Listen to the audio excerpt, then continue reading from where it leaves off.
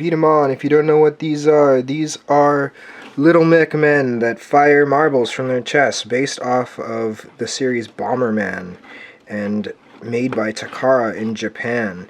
Now, Lego Bdaman has been a thing in the Lego community for a long time, with notable builds by people like Starscreamer, IX-Rod IX, and Lego Architect. This build is based off of a core made by Lego Architect. It's very, very interesting. It's also got a foot design based off of Power Bdaman by IX-Rod IX.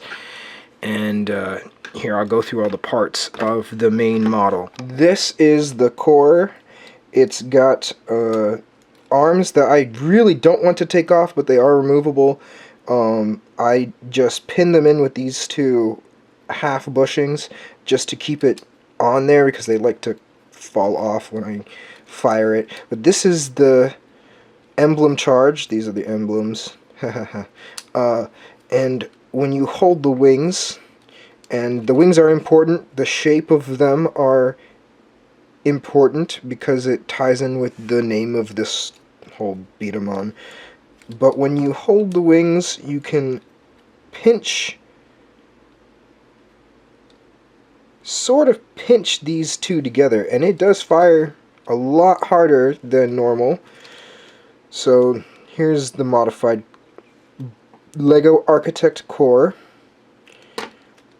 I tried to come up with my own techniques for all of this, but I tried to come up with my own technique for a ball launcher or a sphere launcher, and they all failed. Just terrible. Bad. So here we got the feet, and I was watching a video by IX-Rod IX, and he had sort of a part that would clamp the bottom, what is this, claw from moving. And so I found this part with this sort of shape, and once you fit this on here, it does actually keep this from flexing without really sacrificing anything, the shape, or adding more parts this way to make the feet longer. So I was happy with that. And so with this, since it's kind of it is back heavy, we will move on to the bottom of the wings, which is this platform stabilizer part. I can't remember what we call it, what Lego Architect called it, but it stabilizes the Bdaman from falling backwards. We'll move on to the trigger. This trigger was moved down so that when you put the tune-up gear on this, you can reach the trigger. It's got so many attachments that I can't physically reach it, so I have to kind of lengthen this to fire it. But here, we'll move on to the head. It's got a window sort of port design, and my idea was that I could see when I'm almost out of the Zamor spheres, because I have a red one and the rest of them are other colors. So I'll see the red one in the visor, and that will tell me when I'm almost out.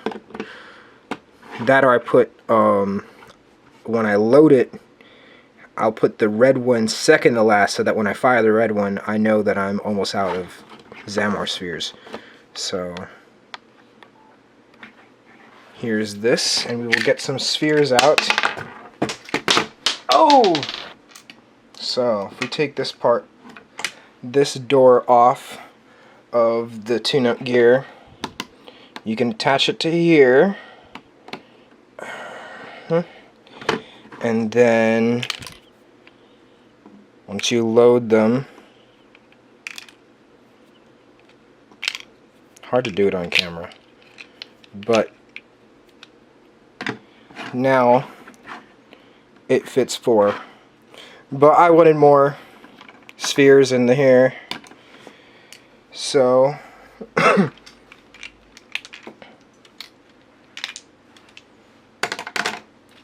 I made an extender clip for this. My first bit of tune-up gear that I made.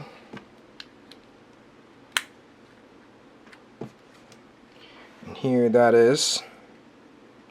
Now I had to go through a couple iterations of this, especially for this bottom connection, because it wasn't strong enough to hold the rest of the tune-up gear on here.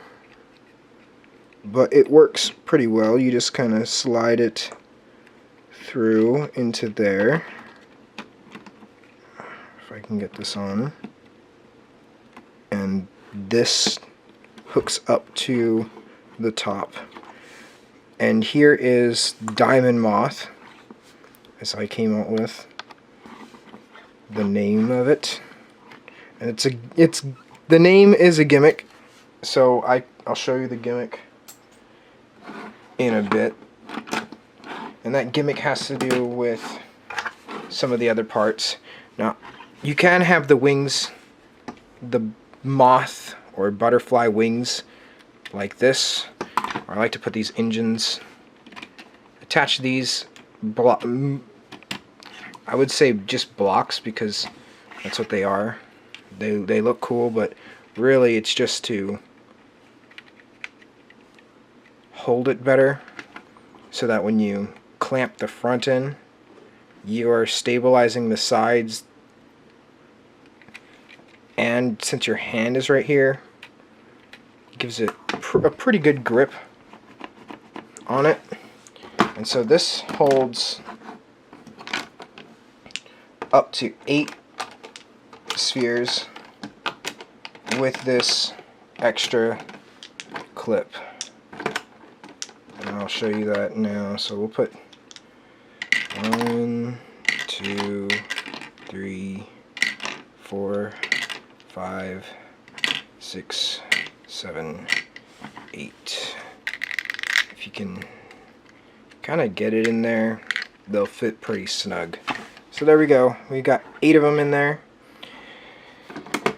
But then I wanted something a little more special. I wanted a bottom loading tray. So this is what I came up with.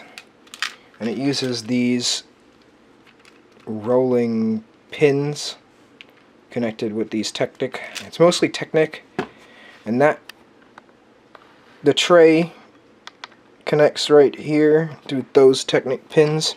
So if we open up the door, probably best to take all the spheres out first, put them back into the tray, and so when we attach this,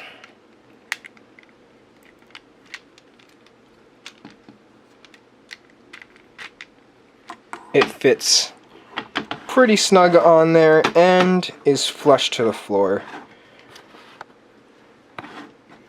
And from here you can kind of just stack them up in here. We'll move to the carpet to show you the rest of it. So this is an interesting tray design. You can load it from the top. You can move these locks out and flip the tray down, so that when it sits down you can kind of grab and just chuck them in here for speed loading, and then just quickly lock that back up. And to load it, this is where the moth or the butterfly kind of comes into play. You do have to shake this. So there's the fluttering of the wings of the butterfly. It sounds stupid, but I think it's kind of neat. So there it is loaded, and I'll show you how it shoots. So I built this target from a couple pieces to test out your long range accuracy. And so when they go in here, they kind of just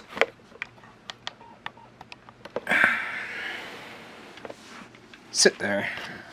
So let's release them all, and I'll show you how you pick them up. So from here, and this is pretty strong, you can hold the whole thing from the back. I kind of over designed it, I think, but we lock these in, close the hatch, the speed hatch, and grip it from here and just start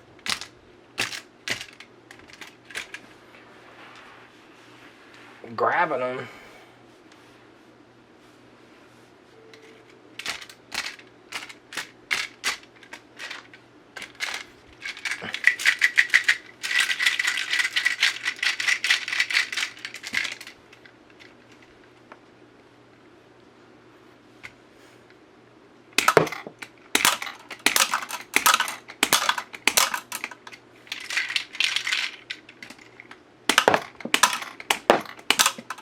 My accuracy is terrible, but the reloading helps. When you have this bottom loading tray thing,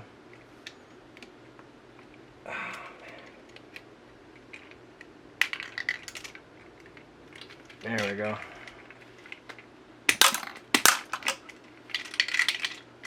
Got one more left. Oh, I guess there was two. So that is Diamond Moth. If you like this video, go check out my other ones. If not, go check out the other 3 videos in the description from the other makers of Lego Bdaman. Other than that, I'll check you guys later.